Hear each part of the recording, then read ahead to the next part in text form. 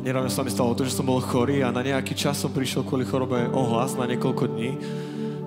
A bolo to v takom čase, kedy som prežíval také rôzne porovnávanie sa s ostatnými ľuďmi a kedy taký hluk sveta, to, čo sa dialo naokolo, čo si myslia ostatní, to, čo vidím možno svojimi očami, sa mi stalo dôležitejším ako Boží hlas v mojom živote.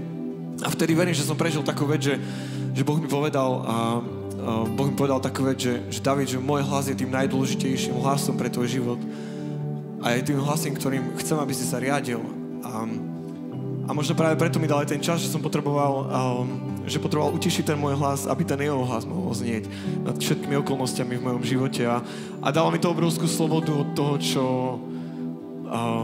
od porovnávania sa s ostatnými, od toho, čo si myslia možno iní. A viem, že to, čo je podstatné pre môj život, je to, aby som bol blízko pri ňom, aby som počúval jeho hlas. Amen. Amen.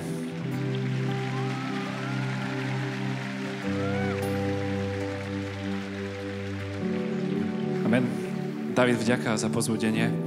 Ja prežívam prebudenie v oblasti identity, pretože častokrát som mal pochybnosti o sebe, či som dosť dobrý manžel, či som dobrý otec a všeobecne, či som dobrý človek.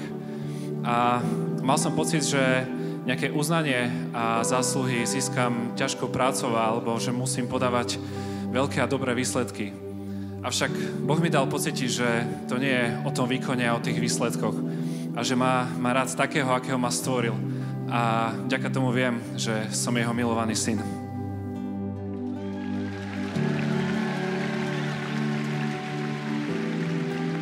Amen. Som za posledný rok začal strácať zápal v mojom vzťahu s Bohom a chodenie do spoločenstva a vlastne viera pre mňa sa stali vlastne viac taká nutná povinnosť ako niečo, čo mi možno prinášalo život a radosť. A tak som o tom postupne začal Pánu Bohu hovoriť, začal som sa za to modliť, odovzdávať mu to, začal som o tom otvorene hovoriť aj v spoločenstve druhým a na novo som sa rozhodol pre môj vzťah s ním. A postupne mi Pán Boh znova začínal zapalovať moje srdce, dal mi novú vášeň, nový život, novú radosť do môjho vzťahu s ním, do služby, v spoločenstve, ale aj druhým. Amen.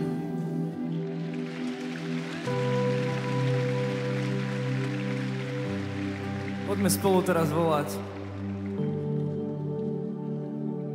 My chceme vidieť prebudenie. My chceme vidieť prebudenie. My chceme vidieť prebudenie. My chceme vidieť prebudenie. My chceme vidieť prebudenie.